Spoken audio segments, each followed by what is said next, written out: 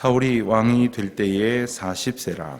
그가 이스라엘을 다스린 지 2년에 이스라엘 사람 3,000명을 택하여 그 중에서 2,000명은 자기와 함께 믹마스와 베델산에 있게 하고 1,000명은 요나단과 함께 베냐민 기브아에 있게 하고 남은 백성은 각기 장막으로 보내니라. 요단강 게바에 있는 블레셋 사람의 수비대를 치매 블레셋 사람이 이를 들은지라.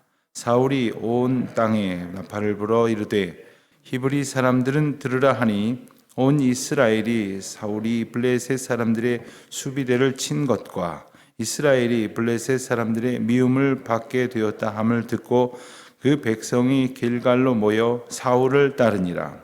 블레셋 사람들이 이스라엘과 싸우려고 모였는데 병거가 3만이요 마병이 6,000명이요 백성은 해변에 모래같이 많더라. 그들이 올라와 벳아웬 동쪽 믹마스에 진침해 이스라엘 사람들이 위급함을 보고 절박하여 굴과 수풀과 바위 틈과 은밀한 곳과 웅덩이에 숨으며 어떤 히브리 사람들은 요단을 건너 갓과 길르앗 땅으로 가네. 사울은 아직 길갈에 있고 그를 따른 모든 백성은 떨더라. 사울은 사무엘이 정한 기한대로 이레 동안을 기다렸으나 사무엘이 길갈로 오지 아니하며 백성이 사울에게서 흩어지는지라.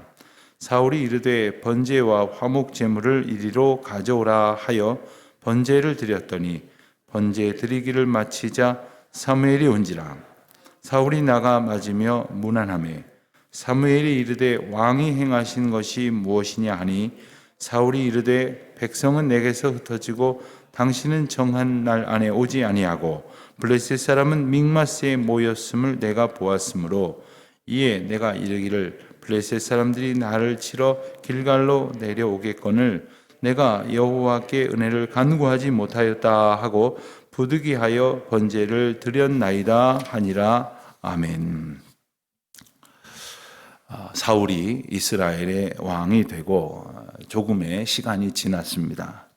오늘 사건의 배경이 되는 시간적인 형편을 1절에서는 이렇게 설명합니다. 사울이 왕이 될 때에 40세라 그가 이스라엘을 다스린 지 2년에 한 해 정도가 지났습니다. 그가 재위하고 1년 동안 어떤 일이 있었을까요?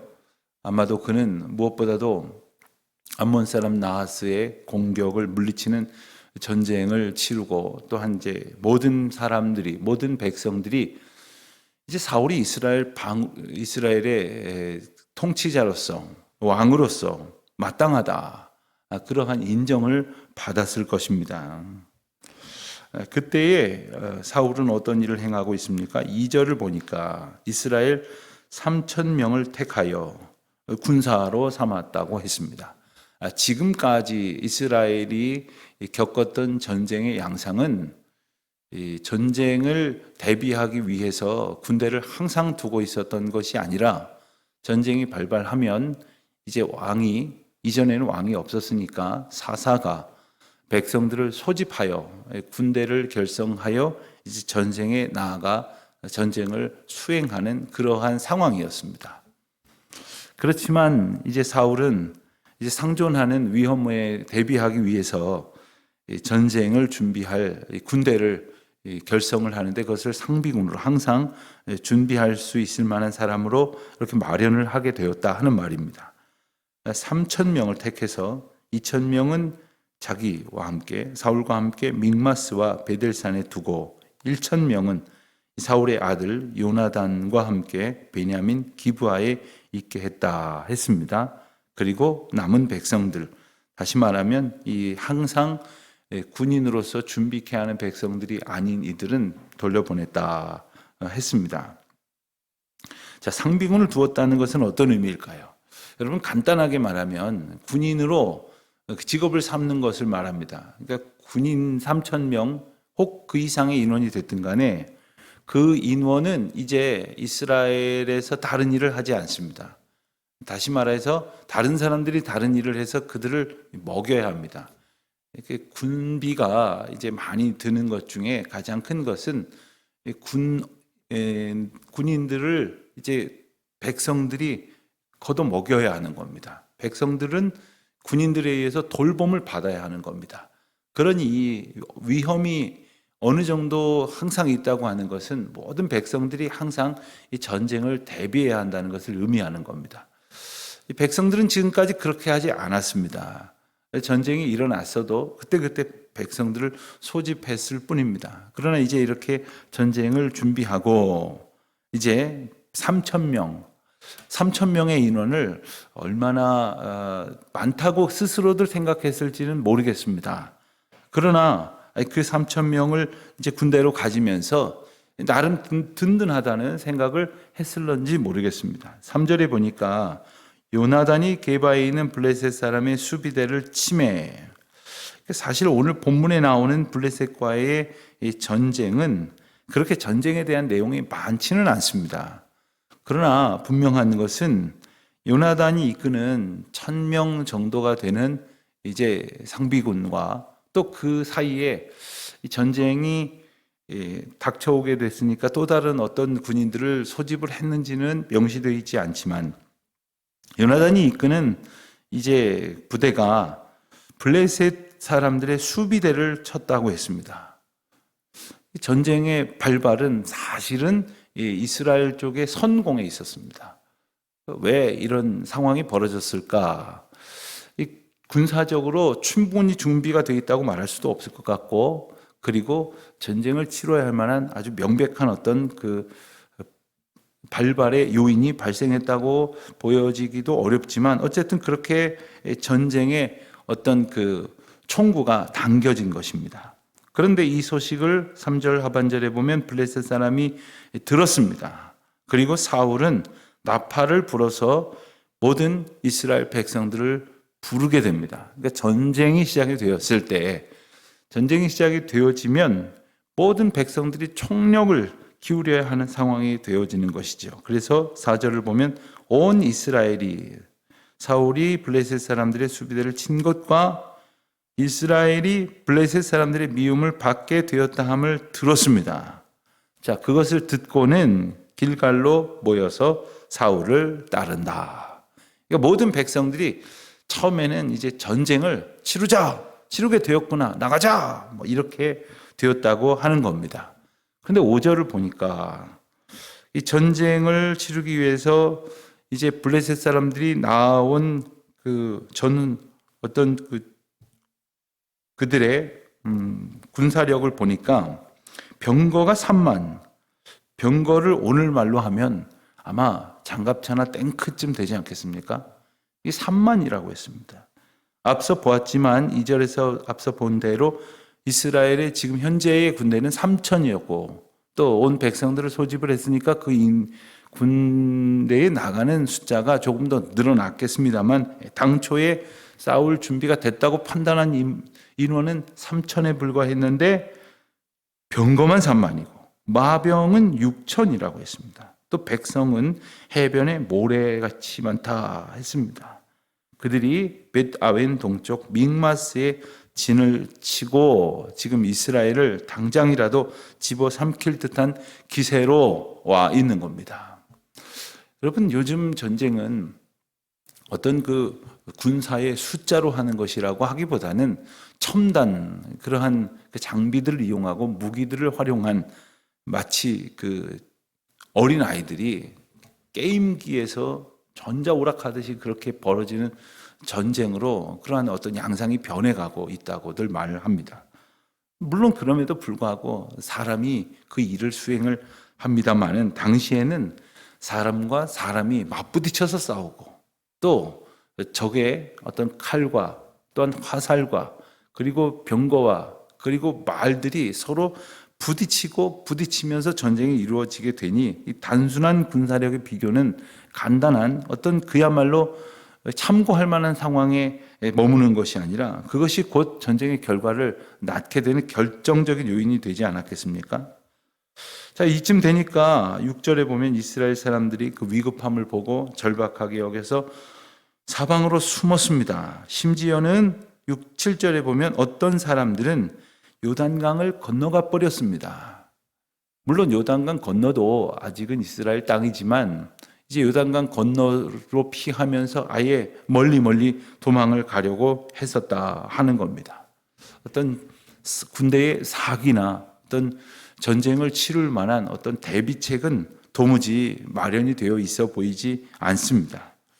그때의 사울은 길갈에 있었고 사울을 따르는 백성들은 다 떨고 있었습니다. 불과 얼마 전까지만 해도 사울이 이끄는 군대가 암몬 사람을 이제 쳐서 물리치면서 아마 그들은 어떤 전쟁이라도 어떤 싸움이라도 닥쳐오라 자신만만했을 것이지만 그들은 떨고 두려워하는 지경에 이르게 되었다 하는 겁니다. 자, 그런데 이제 8절 이하에 보면 이제 내일 말씀에서 조금 더 보겠습니다만은 이 사울이 왕 되었다가 하나님께로부터 하나님의 마음이 달라지게 만드는 결정적인 사건을 오늘 이제 보이게 됩니다.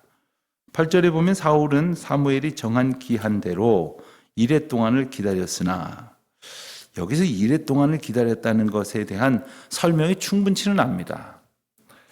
10장에 가서 보면 10장에서 우리가 보고 지나왔는데 사무엘이 사울에게 기름을 붓고는 너는 길갈에 가서 이레를 기다리라 이런 표현이 나옵니다. 그래서 어떤 이들은 그 말씀에 대한 그 약속의 성취가 아니냐고 말하기도 하는데 그렇게 보기에는 시간 간격도 있고 그리고 상황이 너무나 다릅니다. 그리고 길갈에서 7일을 기다리라 한 이후에 길갈에서의 이벤트가 분명히 있었습니다. 그래서 그 말씀대로 연장선상에서 보기는 어려울 것 같습니다.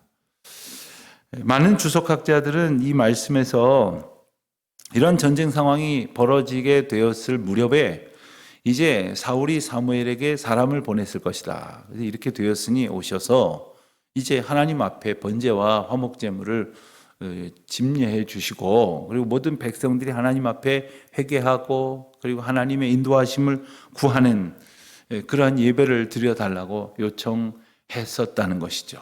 그리고 이제 그 기한을 내가 1일 안에 가겠다 준비해서 이제 얼마간의 시간이 필요하니까 그 안에 당도하도록 하겠다라고 약속했을 것이라고 보는 겁니다.